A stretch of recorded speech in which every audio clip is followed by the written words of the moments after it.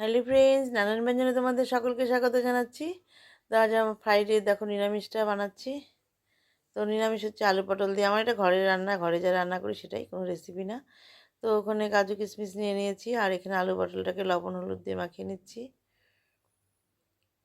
এখন হলুদ দিয়ে দেবো।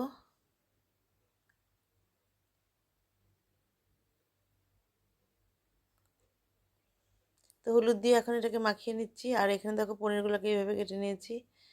এখন হচ্ছে এখানে দেখো তেল দিয়ে, অল্প সামান্য তেল দিয়ে তো বাটার দিয়ে দিলাম। বাটার দিয়ে এখন এটাকে আমি পনিরগুলোকে ভেজে নেব। আমার এই কড়াইটা একদিন তেল বসিয়ে না আমার মনে নাই, আর আর তেলটা পুড়ে গেছে। তো আমি এখন আর এটাকে পরিষ্কার করতে পারছি না। দেখো এখন পনিরটাও আমার পুড়ে গেলো। আর একটা রান্না রেডি করতে গিয়ে এদিকে গন্ডগোল হয়ে গেল। তো যাই হোক, পনিরটা এখন ভেজে নামিয়ে নিলাম।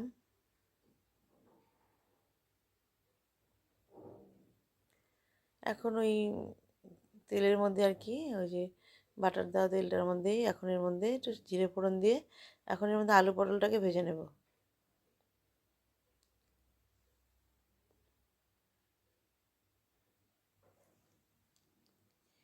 তো আলু আর পটলটাকে দিয়ে দিচ্ছি, হলুদ লবণ মাখানো আছে, ওটাকে ভেজে নিচ্ছি।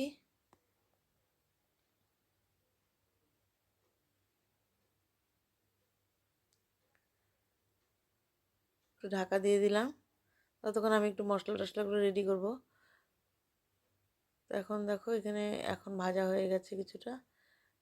এখন আমি এটাকে নামিয়ে নেব।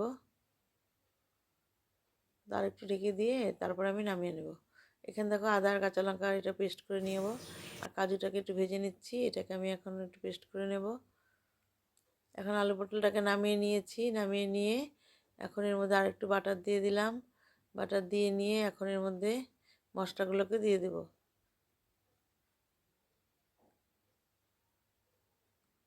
এখানে গরম মশলা, এলাচ, দারচিনি আর লং আর তেজপাতা দিয়ে দিলাম।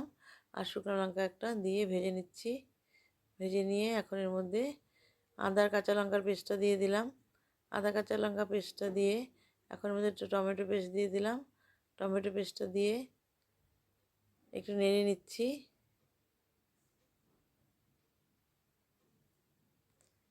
এখন এর মধ্যে লবণ হলুদটা দিয়ে দিলাম। লবণ হলুদ দিয়ে মশলার সাথে ভালো করে কষিয়ে নিচ্ছি। তো এখানে একটু দই দিয়ে দিলাম। এখানে 2-3 চামচ দই আছে। দইটা দিয়ে একটুখানি এখন মিশিয়ে নিচ্ছি। মিশিয়ে নিয়ে এটা টক দই একটু মিশিয়ে নিয়ে এখন এর মধ্যে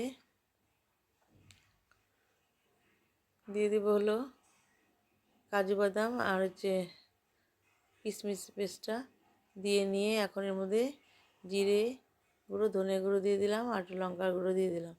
দিয়ে এখন একটু ভালো করে মিশিয়ে নেব।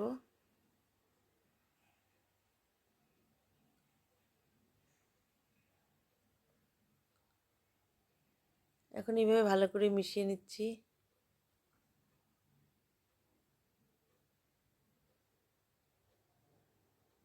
এভাবে ভালো করে মিশিয়ে নিয়ে এখন এর মধ্যে আলু পটলটা দিয়ে দেব। আলু পটলটা দিয়ে দিলাম, দিয়ে এখন ভালো করে মশলার সাথে মিশিয়ে কষিয়ে নিচ্ছি। এইভাবে আলু পটলটা মশলার সাথে কষিয়ে নিচ্ছি। এখন এর মধ্যে একটু গরম জল সামান্য দিয়ে দিলাম। দিয়ে মশলাটাকে ভালো করে মিশিয়ে নিচ্ছি এর সাথে, আলু পটলের সাথে। এখন একটু কষা কষা হয়ে গেলে তারপর আমি গরম জল আছে, গরম জল দিয়ে দেব। দেখো এখন আমি গরম জল বসিয়েছিলাম, তো গরম জলটা দিয়ে দিলাম। দিয়ে এখন এর মধ্যে পনিরগুলোকে দিয়ে দেব। এখন এর মধ্যে পনিরগুলোকে দিয়ে দিলাম। দিয়ে এখন ভালো করে মিশিয়ে নেব। তো এইভাবে ভালো করে মিশিয়ে নিয়ে একটু ফোটার জন্য ঢেকে রাখবো। এর মধ্যে একটু চিনিও দিয়ে দেব। একটু চিনি দিয়ে দিয়েছি। আর এখন এখানে একটু কসুরি মেথি আমি ভেজে রেখেছিলাম, একটু কসুরি মেথি দিয়ে দিলাম। দিয়ে এখন এটাকে আমি একটু নাড়িয়ে আর একটু ফুটিয়ে নিয়ে নামিয়ে নেব। তো বন্ধুরা, এইভাবে আমার রান্নাটা প্রায় হয়ে গেল। এখন আমি এটাকে সার্ভ করে দেব।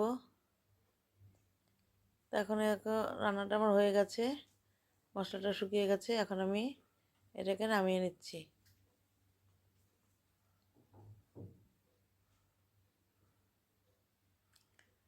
তো আমি এখন এটাকে সার্ভ করে দিচ্ছি, উনানটাকে এখন অফ করে দেবো। দেখো এখন আমি এটাকে সার্ভ করে দিয়েছি। তো বন্ধুরা, তোমাদের যদি ভালো লেগে থাকে তাহলে প্লিজ একটু কমেন্টস করে সাবস্ক্রাইব করে পাশে আসবে। আর পুরানো বন্ধুরা তোমরা তো আমার পাশে আছোই। যাই হোক, এখন তোমরা সবাই ভালো থেকো, সুস্থ থেকো, নমস্কার।